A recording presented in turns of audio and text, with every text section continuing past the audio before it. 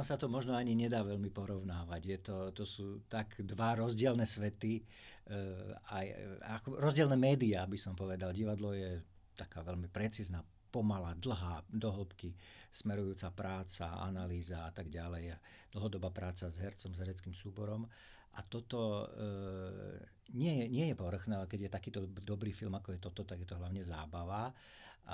Ale musí to byť samozrejme veľmi precízna, najmä remeselná, dôsledná práca, hej, ktorá obnáša to nájsť tých ľudí, nájsť správne typy hercov, správne typy hlasov.